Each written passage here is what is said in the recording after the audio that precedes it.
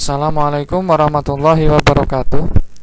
Selamat bergabung kembali teman-teman dalam kelas sejarah Al-Quran. Di sesi ini kita akan mendiskusikan tentang sejarah turunnya Al-Quran. Ini adalah fase pertama ya dalam sejarah panjang kehadiran Al-Quran di dunia manusia. Nah, di sejarah turunnya Al-Quran ini kita akan mendiskusikan tentang tahapan turunnya Al-Quran, rentang waktu tahapan turunnya Al-Quran, dan hikmah adanya tahapan tersebut.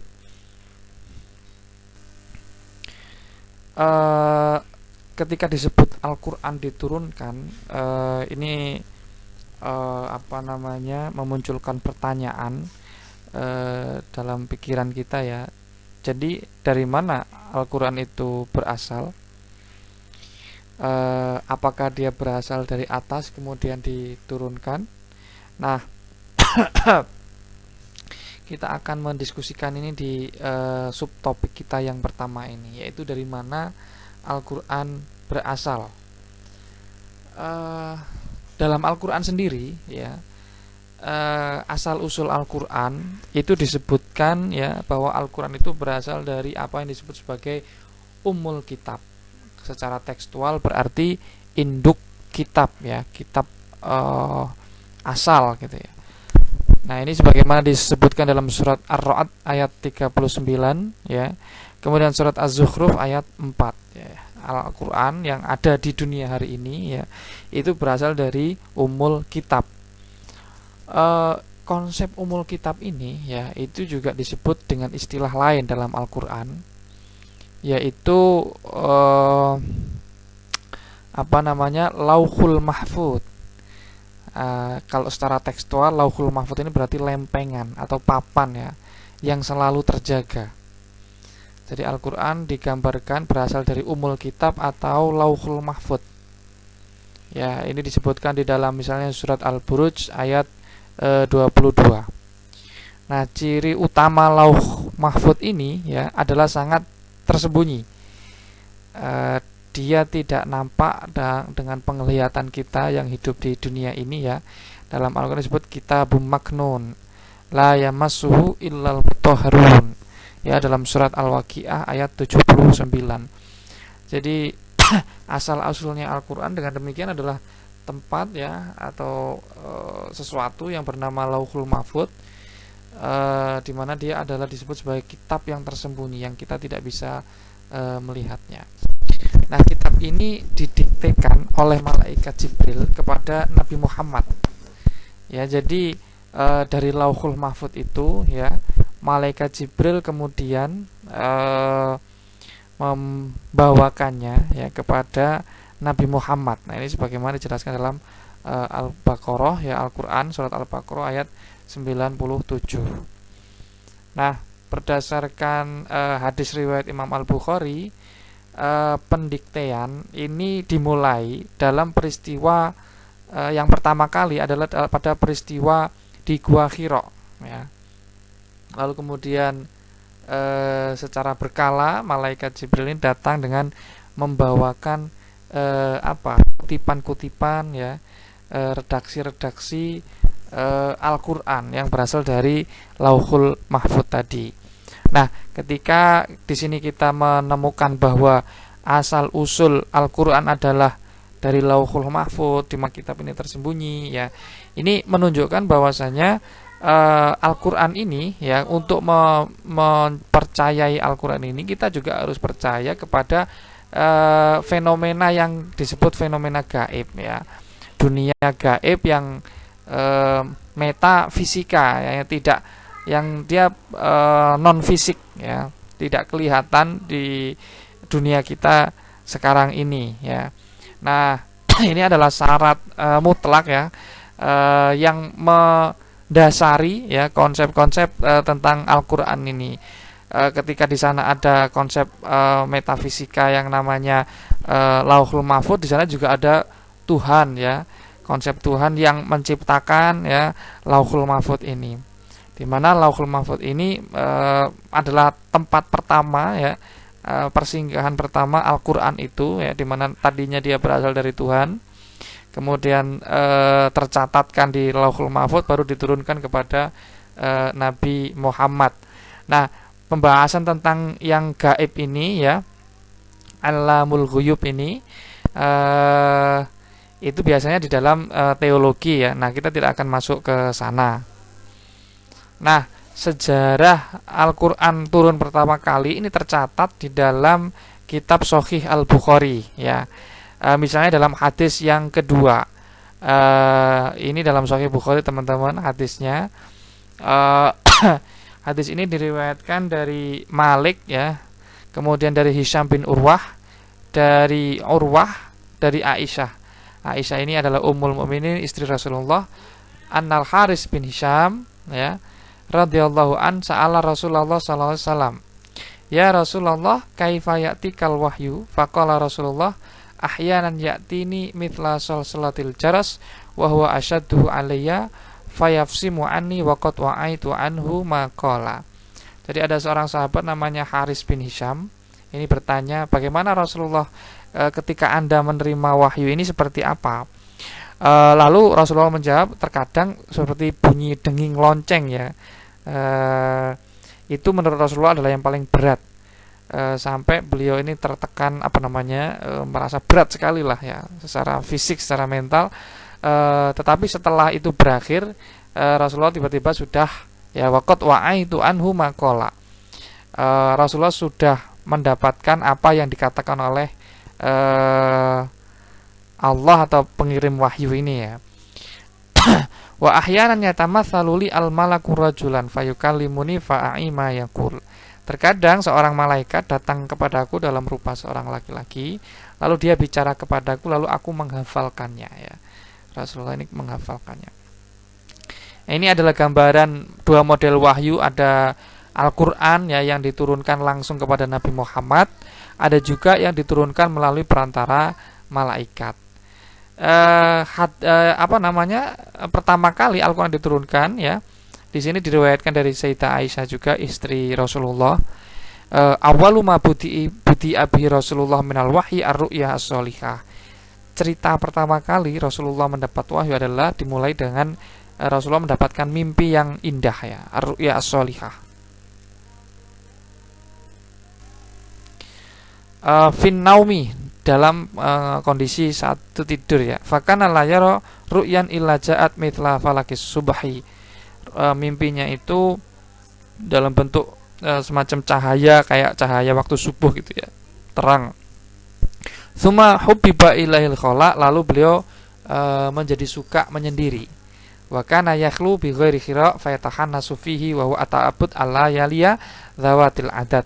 Nah, Rasulullah ini suka menyendiri di Gua Hira ya, di bukit di luar kota Mekah ya. Fayatahannasu fihi wa huwa ata'abbud. Lalu beliau beribadah di sana. Beribadah di sini beliau dari rumah bawa bekal, lalu bersedekah di jalan ya, ketemu orang miskin yang minta-minta, beliau kasih hingga sampai ke Gua Hira. Di sana beliau berta'abbud ya, beribadah. Qabla ayyang zi'a ila ahlihi wa yatazawwadu lidzalika. Beliau membawa bekal untuk itu. Tsumma yarji'u ila Khadijah fayatazawwaju limithliha.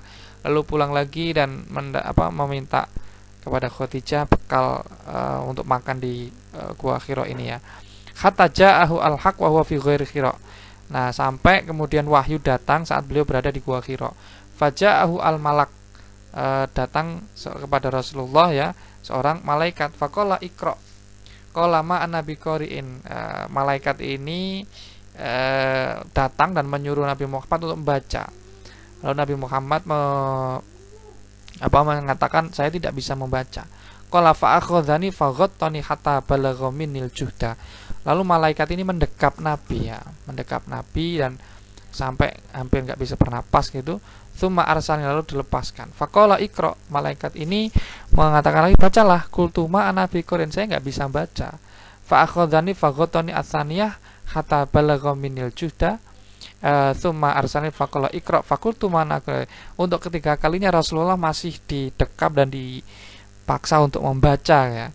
Kemudian malaikat itu untuk ketiga kalinya melakukan itu dan dia membacakan Iqra bismi rabbikal ladzi khalaq khalaqal insana min 'alaq Iqra wa rabbukal akram. Nah, Rasulullah diajarkan ayat pertama ini ya, yang turun Iqra bismi rabbik, bacalah dengan nama Tuhanmu yang telah menciptakan, yaitu menciptakan manusia dari alaq ya, daging yang menggantung. Iqra wa rabbukal akram, dan bacalah dan Tuhanmu yang maha mulia. Nah, di sini Rasulullah ini digambarkan ketakutan sekali, lalu pulang ditenangkan oleh Khadijah ya, istri beliau. Lalu dipertemukan dengan sepupunya yang saat itu memeluk agama Nasrani, yaitu Waraqah bin Naufal.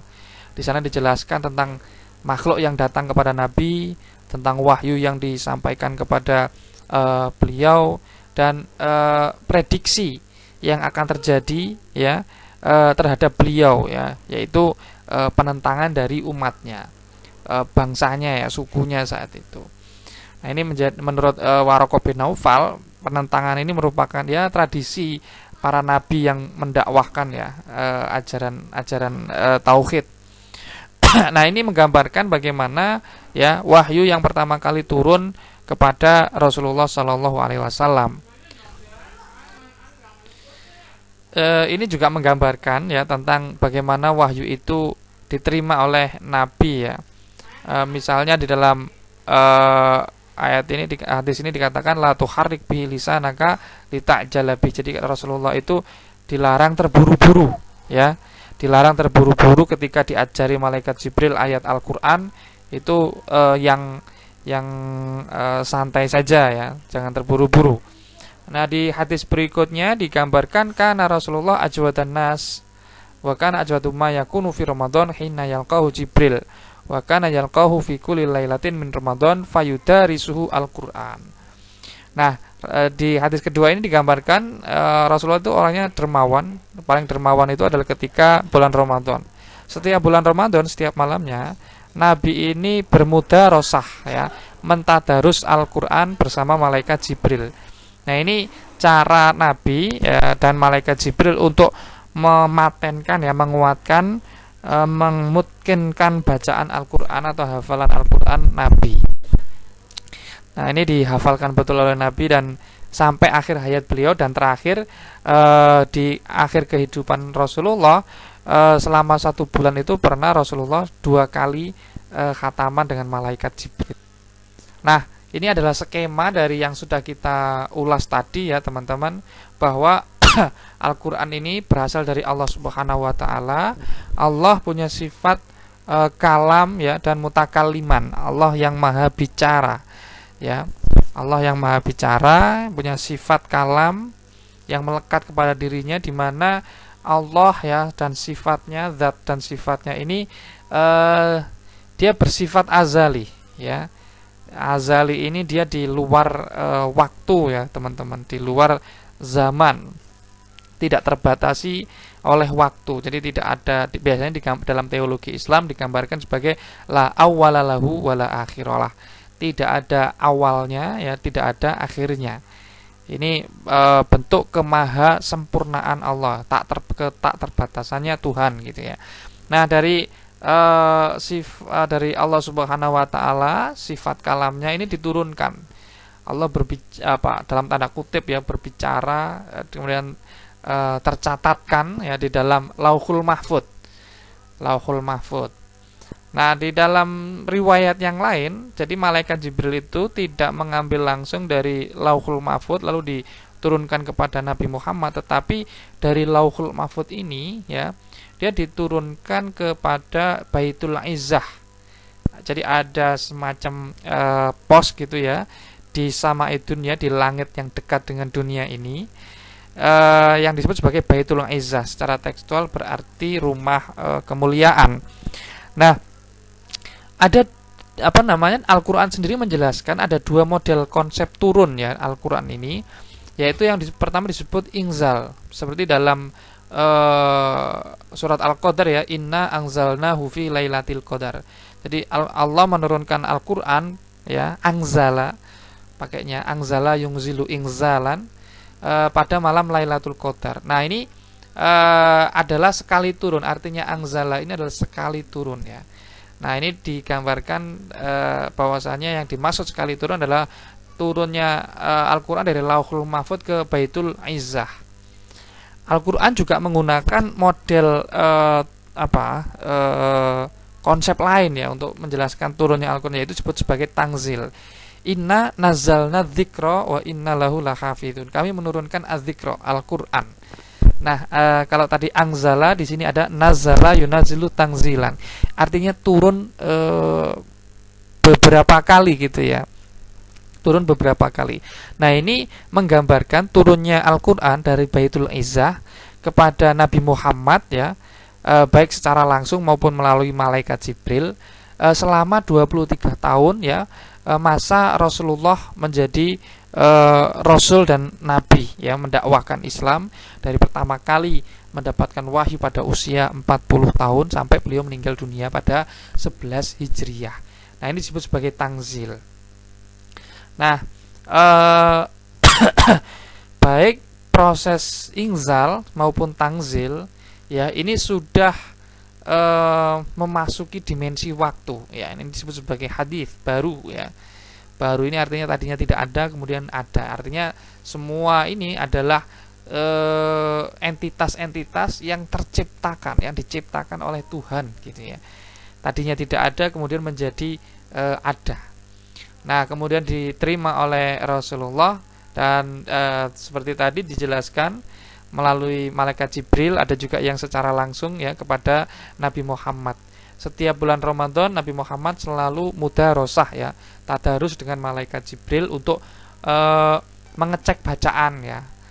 Karena diyakini bahwa Al-Qur'an dari kalamullah sampai Rasulullah ini adalah lafadz dan maknanya adalah berasal dari Allah Subhanahu wa taala.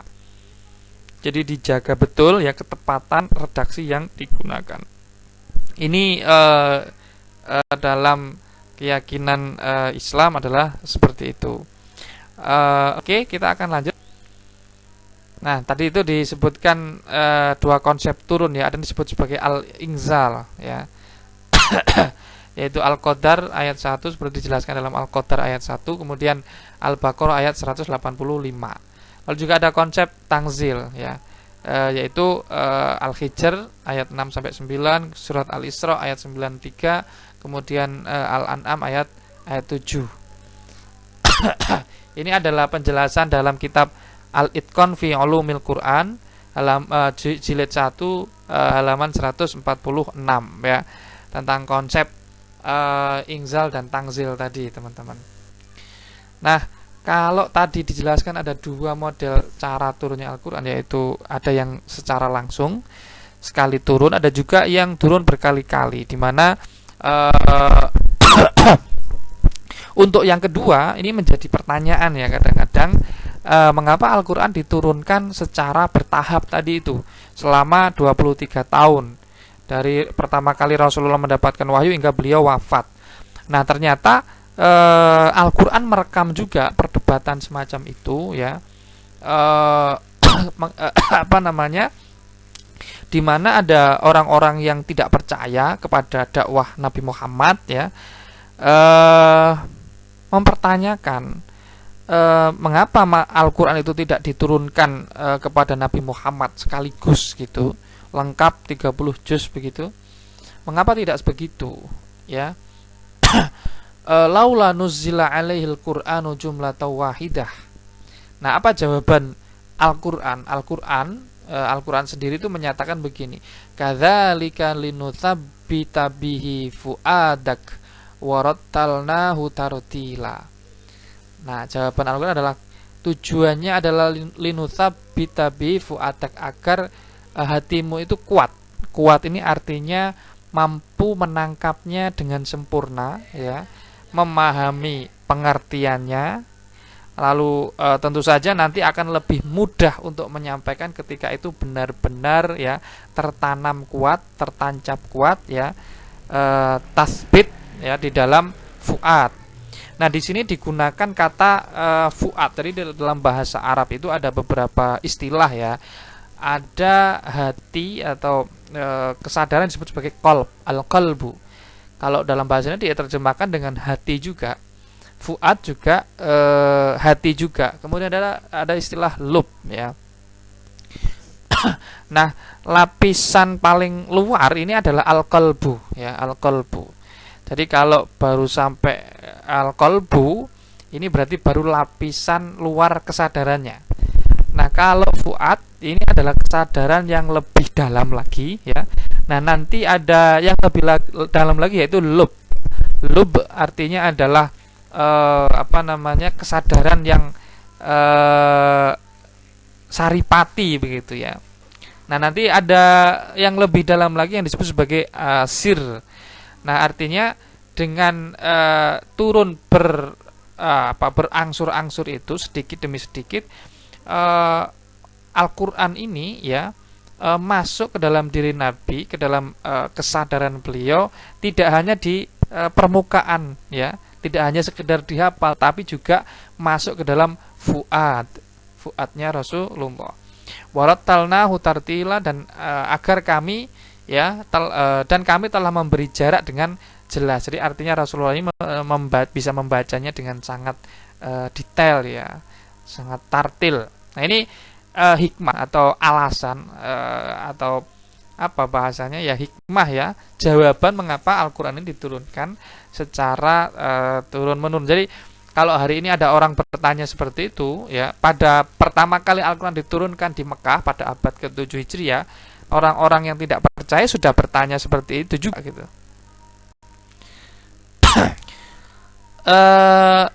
Tetapi sebenarnya ada penjelasan yang lebih panjang ya, sebagaimana diberikan ulasan oleh Imam Fakhruddin Ar-Razi dalam tafsir Ar-Razinya, atau disebut juga tafsir Mafatihul Ghaib atau juga At-Tafsir Al-Kabir.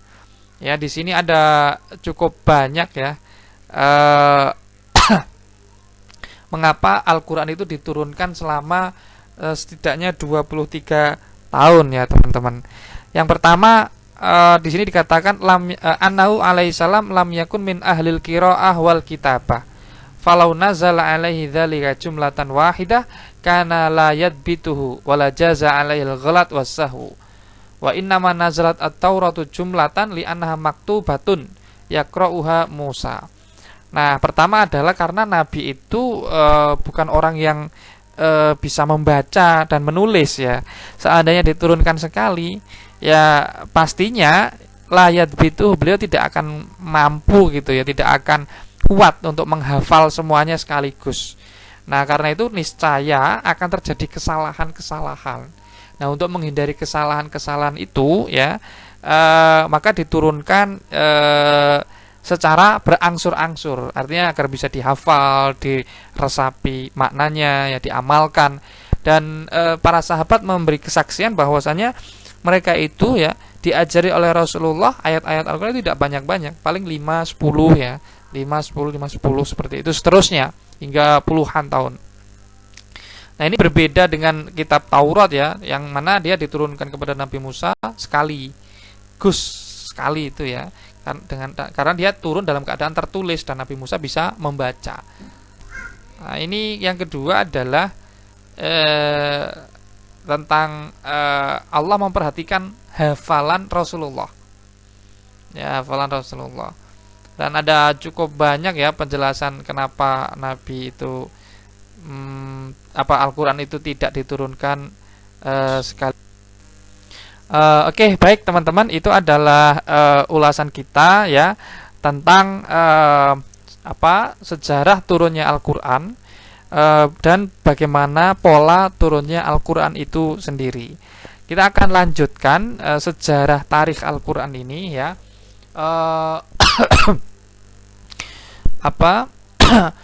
Pada video selanjutnya. Demikian, terima kasih. Kita akan berjumpa di kesempatan lain. Wassalamualaikum warahmatullahi wabarakatuh.